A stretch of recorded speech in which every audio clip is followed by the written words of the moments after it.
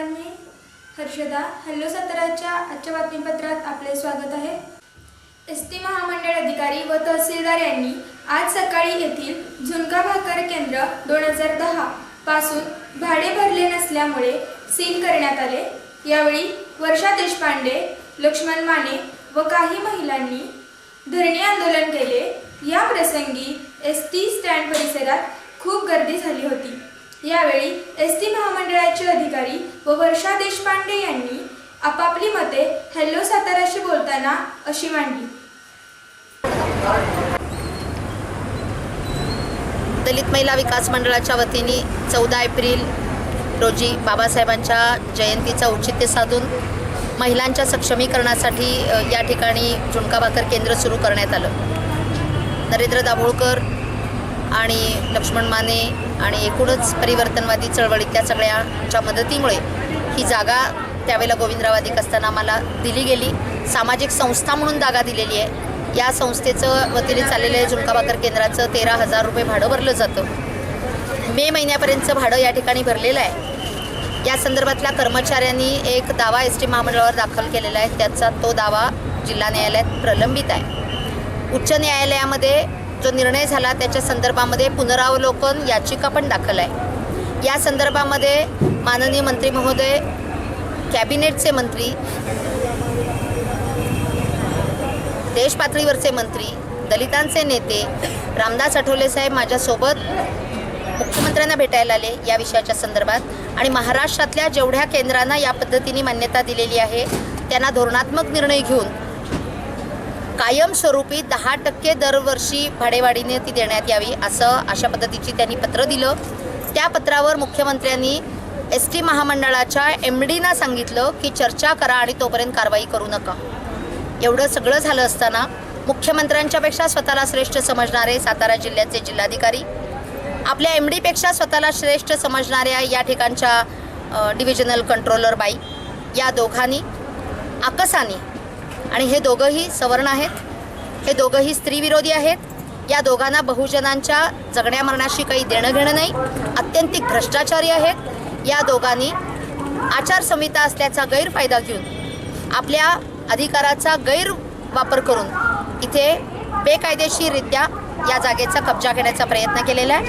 त्याला विरोध म्हणून आम्ही बेमुदत धरणे आंदोलनाला या ठिकाणी बसलेलो आहे. महिलांच्या सक्षमीकरणासाठी सामाजिक बांधिलकीनी सुरू झालेले हे झुणका भाकर केंद्र एकही दिवस बंद पडणार नाही, बंद राहणार नाही. ही आमची सगळ्या प्रवाशांच्या बरोबर असलेली कमिटमेंट आहे. पण ताजं, रुचकर, स्वस्त आणि उत्तम असं जेवण आम्ही गरिबांना इथून देतो, झुणका भाकर देतो, आणि ती मिळणं हा प्रवाशांचा हक्क आहे. आणि त्याच्यावरती जगणाऱ्या आमच्या कर्मचाऱ्यांचाही ती रोजीरोटी मिळणं हा हक्क आहे. आणि गरिबांच्या हक्कावरती गदा आणणाऱ्या या शिवसेना भारतीय जनता पार्टीच्या शासनाचा मी तीव्र शब्दात या ठिकाणी निषेध करते. मुख्यमंत्र्यांचा आदेश पाळण्याएवढा सुद्धा जर कंट्रोल प्रशासनावर मुख्यमंत्र्यांचा राहिला नसेल तर मुख्यमंत्र्यांनी मुख्यमंत्रीपद खरं तर सोडलं पाहिजे. कारण त्यांचे नोकर जर त्यांचे ऐकत नसतील तर त्यांच्या आदेशाला काही किंमतच नाही असं आम्हाला वाटतं. त्यामुळे सरकार नसलेलं हे राज्य आहे आणि या राज्यामध्ये न्यायालयाकडे न्याय मागण्यासाठी आम्ही या ठिकाणी बसलेलो आहे. आमची लढाई आम्ही जिंकणार आहे. आणि गरिबांची लढाई अवघड असते, सत्याची लढाई अवघड असते, पण विजय तिचा निश्चित असतो. त्यामुळे झुणका भाकर केंद्र कायमस्वरूपी इथे सुरू राहणार आहे.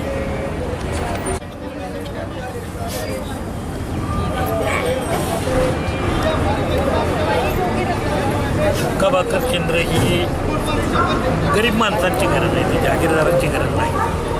आणि इथे मी असं पाहिलेलं आहे की मोठ्या प्रमाणामध्ये या एस टीचे प्रवासी जे आहेत तर ते जेवत असतात. आता त्यांच्या जेवणाची व्यवस्था पुन्हा आम्ही इथं सुरू करणारच आहोत.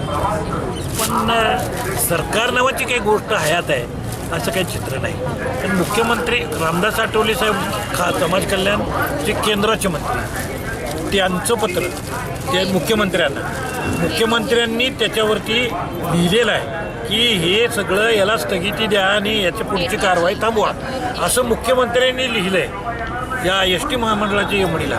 आता एस टी महामंडळाचा MD कलेक्टरला कळवतो आणि कलेक्टर ॲक्शन घेतो, हे मी समजूच शकत नाही. काय म्हणजे मुख्यमंत्री मोठा आहे का कलेक्टर मोठा आहे?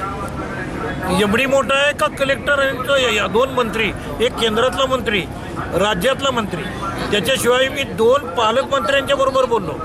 आचारसंहितेचा गैरफायदा घेऊन जर प्रशासन या पद्धतीनं अडेलपी करत असेल तर मी त्याचा तीव्र निषेध करतो आणि हे बरोबर नाही. याची किंमत प्रशासनाला मोजायला लागली असती. सकाळी मी इथं उभा राहिलो आणि इथे काहीही वेडवाकडं होऊ दिलं नाही. अदरवाईज इथे या सगळ्या उभ्याच राहिलेल्या होत्या. आत्ता व्हायलन्स करायला 5 मिनटंसुद्धा लागणार नाही, पण व्हायलन्स करून प्रश्न गरिबांचे सुटत नाही ते आम्हाला माहिती आहे. म्हणून आम्ही व्हायलन्स केला नाही. आम्ही अन्याय सहन करीत इथं उन्हामध्ये बसलो आहोत. मग याची कलेक्टरला लाज वाटण्याची गरजच नाही, कारण कलेक्टर एअर कंडिशनमध्ये बसला आहे ना, त्याला काय फरक पडतो. कुणाची घरं मोडली काही फरक पडत नाही, तर मग आता ह्यांची घरं मोडतील याचाही जनतेला फरक पडणार नाही, त्यांनी लक्षात घ्यावं.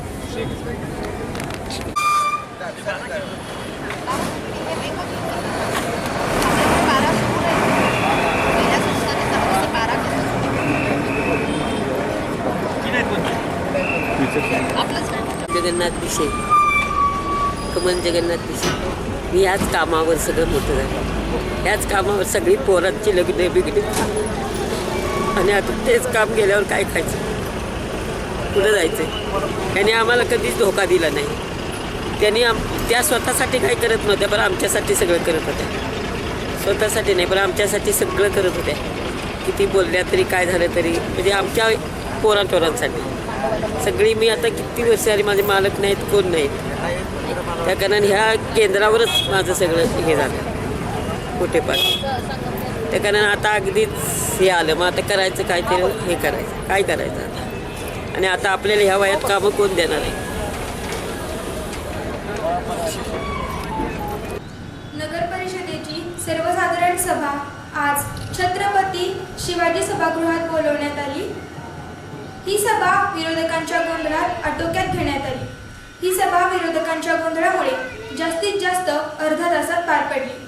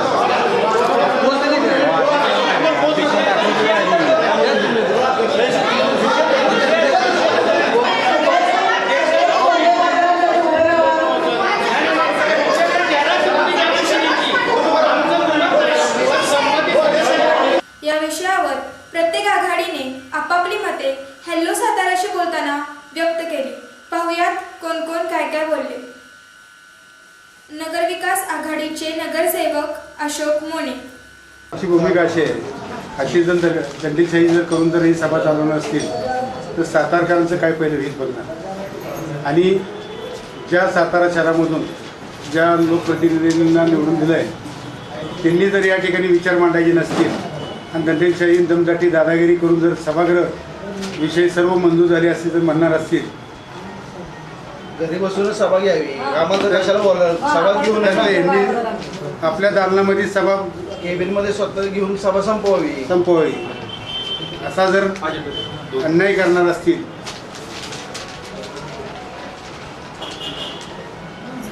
तर आम्हाला या संदर्भात कलेक्टर साहेबांना व जिल्ह्याचे आपल्या पालकमंत्री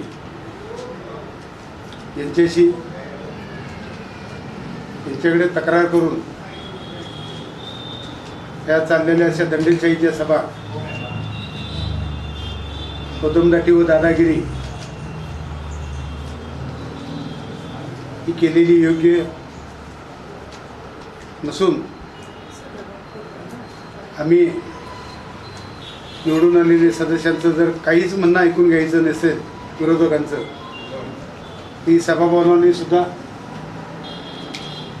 कितपत योग्य ठरेल. आणि यापुढे आमच्या सभासदांना जर बोलण्याचा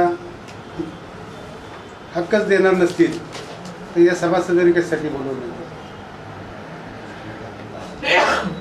या अन्यायाला तोंड फोडण्यासाठी आम्ही सर्वजण BJPचे सर्व 6 नगरसेवक, सातारा विकास आघाडीचे 12 जण, 13 जण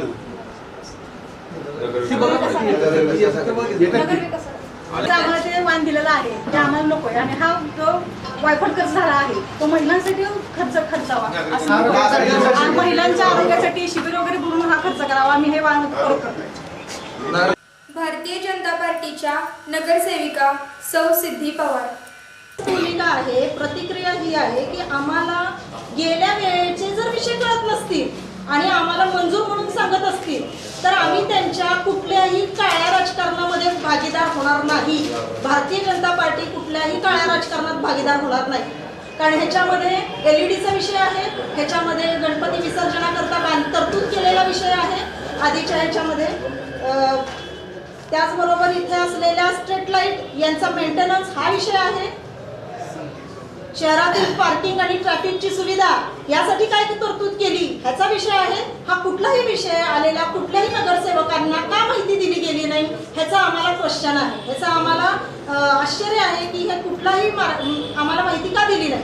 90% जर नगरसेवक नवीन आहे तर ही माहिती मिळणं ही कायद्यानं संविधानानं आम्हाला दिलेली ही गोष्ट आहे की आम्ही ही माहिती घेऊ शकतो आणि आम्हाला ही दिलीच पाहिजे. जरी 22 नगरसेवक त्यांचे असले आणि जरी सत्तेत असले तरी सुद्धा कमिटी ज्या वेळेला फॉर्म होते, ज्या वेळेला तुम्ही ट्रस्टी म्हणून आम्ही ट्रस्टी म्हणून अपॉइंट होतो त्यावेळेला प्रत्येक ट्रस्टला हे माहिती असणं गरजेचं आहे की माझ्या नगरपालिकेमध्ये कुठले विषय मंजूर झाले, हे विषय कोणते होते आणि किती लाखाचे आहेत, किती करोडोचे आहेत. हे जर माहिती नसेल तर आम्हाला इथं बसण्यामध्ये स्वारस्य काय. बरं, आता हे झालेलं आहे. तुमच्या कुठल्याही सूचना उपसूचना तुम्ही दिल्यात का त्यांना? पण त्याच्या पुढचं तुमचं काय पावलं? आम्ही कलेक्टर ऑफिसला निवेदन देणार, कायद्यानं जाणार. तक्रार कोणावर देणार आणि काय देणार सगळं? प्रोसिडिंग जे आहे, आजची सभा जी आहे ह्याच्यातले जे विषय मंजूर झाले. सातारा विकास आघाडीच्या नगराध्यक्षा सौ माधवी कदम, ॲडव्होकेट दत्ता बनकर. सभा गुंडाळलेला आहे. सभेच्या नियमाला धरून सभा चालू होती. सभेचे जे संकेत आहेत आणि महाराष्ट्र नगर परिषद अधिनियम 1965 याच्या खाली सभा व सभेचे नियम ही जी तरतूद केलेली आहे त्या तरतुदीला अनुसरून आमची सभेचं कामकाज चालू होतं. नगराध्यक्षांनी संबंधित नगरसेवकांना पूर्ण वेळ दिला होता बोलायचा. मुळात त्यांनी बोलताना पहिल्यांदा नगराध्यक्षांना सभेच्या नियमाप्रमाणे अगोदर पत्र देऊन कळवायला पाहिजे होतं की आम्हाला कुठल्या मुद्द्यावरती चर्चा करायची. तरी सुद्धा नगराध्यक्षांनी पहिली मिटिंग असताना त्या संबंधित नगरसेवकांना बोलण्याची संधी दिली. बोलण्याची संधी दिली असताना विषयांचं आमंत्रण करून कुठलाही विषय जो त्या सभागृहाचा विषय नसताना तो विषय उपस्थित करायचा, त्या विषयावरती बोलणं हे सभेला गैरलाभ व्हायचा. आणि असे विषय येत असताना नगराध्यक्षांनी त्यांना समज दिलेली होती की तुमचे जे विषय आहेत ते माझ्या केबिनला मी सोडवणे पूर्ण प्रयत्न करीन आणि सोडीन. यापूर्वी देखील विरोधी पक्ष नेते विरोधी पक्षातील सदस्य वेळोवेळी नगराध्यक्ष उपनगराध्यक्ष वेगवेगळ्या समितींचे सभापती यांच्याकडे गेलेले होते. त्यांच्या ज्या ज्या शंका होत्या त्या शंका निरसन करण्याचं काम केलेलं होतं. ज्या दिवशी नगराध्यक्षांची निवड या सभागृहामध्ये केली गेली त्या दिवशीच माननीय खासदार श्रीमंत छत्रपती उदयनराजे भोसले यांनी या सभागृहामध्ये सर्व सातारकर नागरिकांना शब्द दिलेला होता की सातारा शहरातील निवडून आलेले सर्व सदस्य हे या शहरातील प्रतिनिधित्व करणारे सदस्य आहेत. सातारा शहरातील कुठल्याही नागरिकाची कुठली अडचण होणार नाही आणि सर्वांना समान स्वरूपाचा न्याय दिला जाईल अशा स्वरूपाची कामं केली जातील अशी जी त्यांनी त्या सभागृहामध्ये ग्वाही दिलेली आहे त्या ग्वाहीला आम्ही सर्व सातारा विकास आघाडीचे सदस्य बांधील आहेत. त्या पद्धतीनेच आम्ही आमचं कामकाज करणार. मात्र कुठलाही विषयांतर करून सभागृहामध्ये वेगळ्या प्रमाणात हस्तक्षेप करणार असतील तर त्या गोष्टींना यापुढे प्रतिबंध घातला जाईल आणि तो प्रतिबंध हा कायद्याला धरूनच असणार आहे. आणि सभागृहामध्ये या भविष्यकाळामध्ये कुठल्याही प्रकारची आरेरावी दडपशाही बेबनशाही यापुढे सातारा विकास आघाडी चालू देणार नाही अशी सातारा विकास आघाडीची भूमिका राहणार आहे. सभागृहामध्ये महिला प्रतिनिधी असतात. महिला प्रतिनिधी असताना सुद्धा काही गोष्टी बोलताना आपण संयम ठेवणं गरजेचं आहे आणि कुठले विषय आपण बोलावेत कसे बोलावेत याची सुद्धा माहिती जे सिनियर सदस्य वेगवेगळ्या आघाडीमध्ये आहेत त्यांनी आपल्या सदस्यांना देणं गरजेचं आहे. आणि सभागृहात येताना मुळात सभागृहाची माहिती घ्यावी सभागृहाच्या विषयपत्रिकेची माहिती घ्यावी मग त्या ठिकाणी यावी. विषयांतर जर करत असाल तर अशा पद्धतीनं सभागृहाचं कामकाज यापुढे आम्हाला चालवणं पर्यायाने भाग पडेल. आम्ही जे विषयपत्रिकेतून घेतलेले आहेत सातारच्या नागरिकांच्या हिताचे विषय आणि सातारच्या नागरिकांच्या हिताच्या विषयाला जर कोण बाधा आणणार असेल आणि त्याला आड येणार असेल तर त्यांनी त्याला दडपशाही म्हणू देत किंवा सभा काय म्हणले ते दंडेलशाही म्हणू देत हरकत नाही. सातारकरांच्या हितासाठी सातारा विकास आघाडी बांधील आहे आणि ते विषय दंडेलशाहीने म्हणले तरी हरकत नाही. पण ते विषय मंजूर करून सर्व सातारकरांना जो सातारा विकास आघाडीने न्याय द्यायचं ठरवलेलं आहे तो आम्ही देणार आणि लोकांची सेवा करायचं व्रत आमच्या नेत्याने आम्हाला दिलेलं आहे ते कायमस्वरूपी आम्ही पाळणार. आमच्या नगराध्यक्ष कळसोत्री बाहुली नाहीत आमच्या आणि कॅप्टन कुल म्हणून त्यांनी म्हणलेले आहेत आणि त्या कॅप्टन कुल प्रमाणेच काम करतात आणि नुसत्या नगराध्यक्ष नाही तर आमचे 22 सदस्य तेवढे सक्षम आहेत.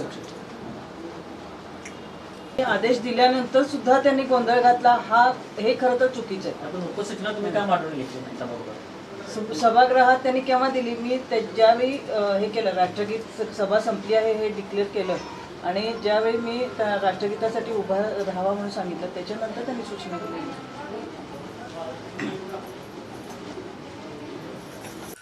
काल सातारा येथील गांधी मैदानावर पश्चिम महाराष्ट्र शरीरसौष्ठव स्पर्धा सातारा जिल्हा शरीरसौष्ठव संघटनेच्या मान्यतेने व करंजाचा राजा नवरत्न गणेशोत्सव मंडळ करंजे यांच्या आयोजनाने घेण्यात आली. या प्रसंगी भारत श्री विजेता दुबई इंडियन चॅम्पियन 2016 सलग 3 वेळा महाराष्ट्र श्री विजेता सुनील जाधव मुंबई सातारचे खासदार श्रीमंत छत्रपती उदयनराजे भोसले यांच्या हस्ते पार पडले.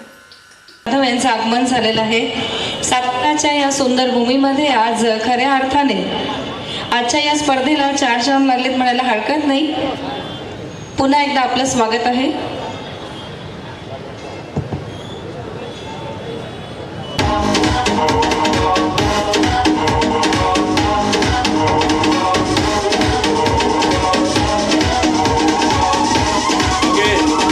डीजे 10 बॉडी बिल्डर्स इस ग्रुप के अंदर बहुत ही बेहतरीन ग्रुप 65 to 70 इनके बीच में अभी लड़त होगा. इसमें 5 लोगों का सिलेक्शन करना है जजेस. रंग नंबर 33 से चालू होकर 42 तक है. 33, 34, 35 एंड लास्ट जो है वो 42. Judges ready? Bodybuilders ready? First pose double bicep. Start.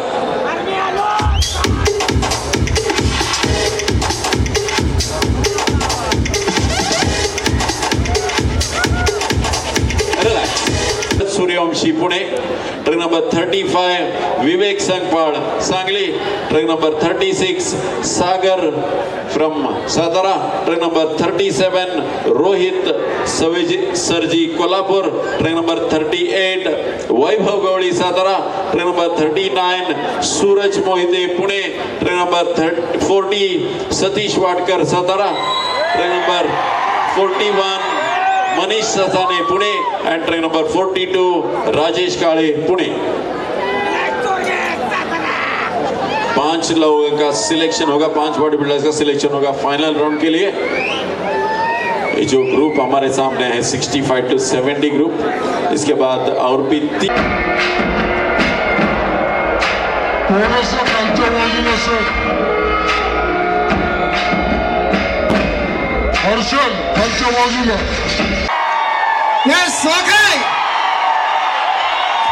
Chhatrapati खासदार उदयनराजे भोसले थोडस बाजूला सरका। महाराज साहेबांना त्या ठिकाणी अहो हे ऐका तर, हे सगळं जुनं झालं. कॉलेजमध्ये असताना असं एखादा कोणतरी माईक घेऊन आला की आम्ही पहिलं शिट्ट्या आणि टाळ्या वाजवायचो. त्यामुळे मला माहित आहे भाषण ऐकायला कोणी तो समोरचा आला तो म्हणायचा आटोपतं घ्या. मी तुमचा जास्त वेळ घेणार नाही, पण एवढंच सांगतो, आपल्या सगळ्यांना सांगतो की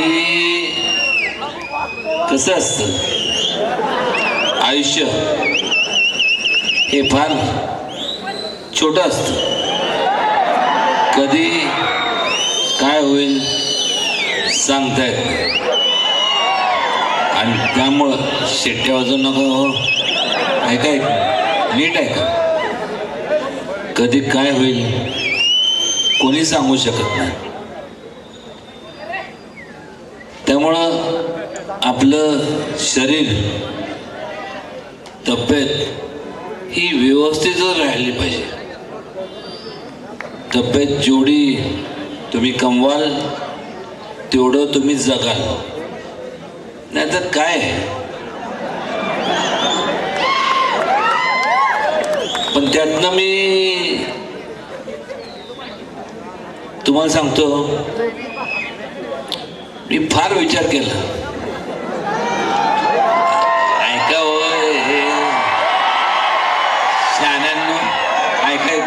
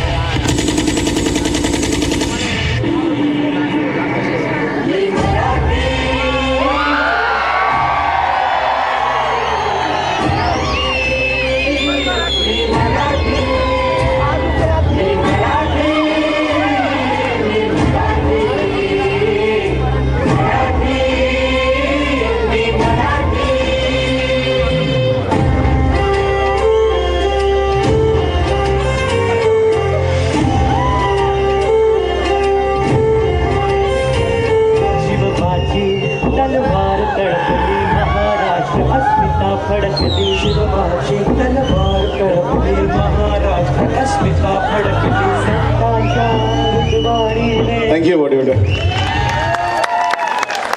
यानंतर बेस्ट म्युझिक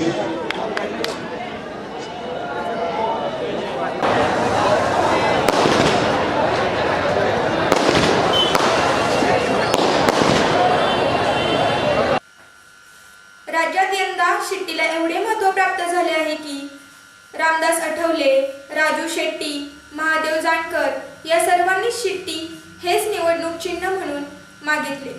राष्ट्रवादीचे खासदार उदयनराजे भोसले यांनी जिल्हा परिषद व पंचायत समिती निवडणुकीत सातारा विकास आघाडीच्या माध्यमातून 30 उमेदवार रिंगणात उतरवले आहेत.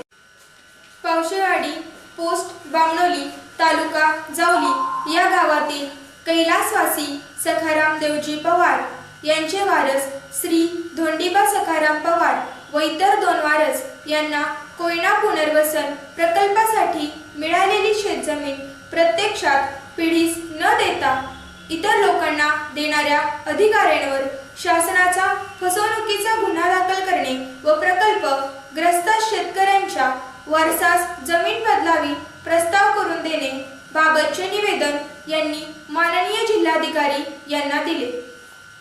सामाजिक कार्यकर्ते रवींद्र कांबळे यांनी जिल्हा रुग्णालय येथील विविध समस्यांबद्दल सिव्हिल सर्जन व उपजिल्हाधिकारी यांना दिले निवेदन.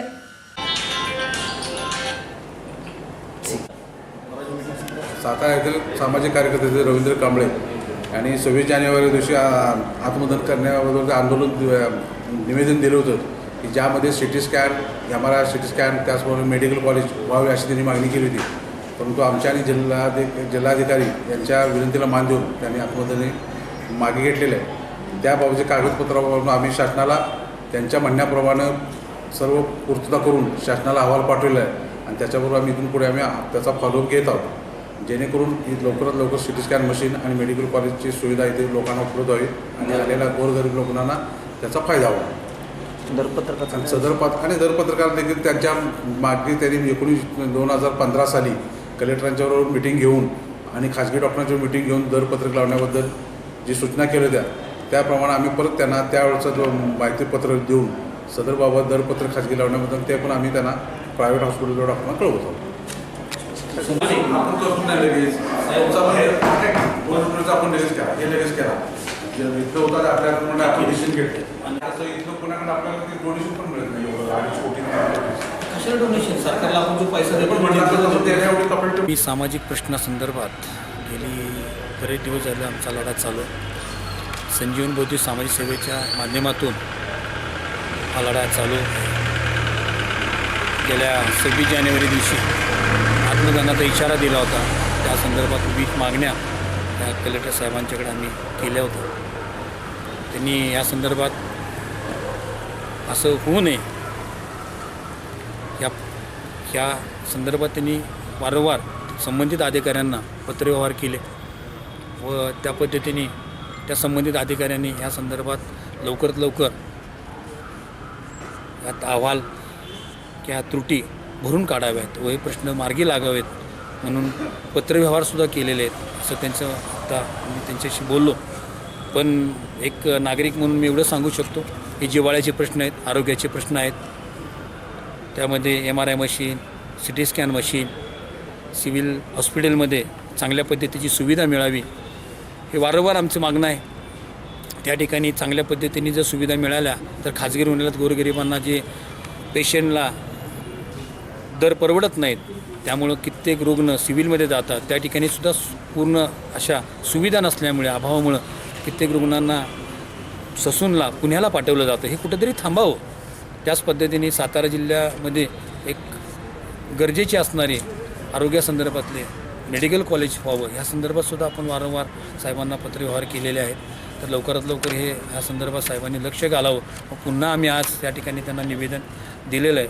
त्याच पद्धतीने अंडरग्राऊंड वायरिंग असेल, सातारा शहरातला वाहतुकीचा प्रश्न असेल, RTO ऑफिसमध्ये जी शुल्क वाढ झालेली आहे या सगळ्या संदर्भात त्यांना पत्रव्यवहार केलेले आहेत. तात्काळ ह्यात शासनाने व ते अधिकारी म्हणून कलेक्टर साहेब म्हणून त्यांनी त्यात लक्ष घालून प्रश्न मार्गी लागावेत हीच आमची विनंती आहे. येत्या काळामध्ये जर हे प्रश्न हात जोडून सुटले गेले नाहीत तर येत्या काळामध्ये रस्त्यावर उतरावं लागेल आणि ही वेळ येऊ नये हीच आमची विनंती आहे. जय हिंद, जय महाराष्ट्र. नगर विकास आघाडीच्या नगरसेविकांना भेट म्हणून दिलेले वाण नगराध्यक्षांना परत दिले.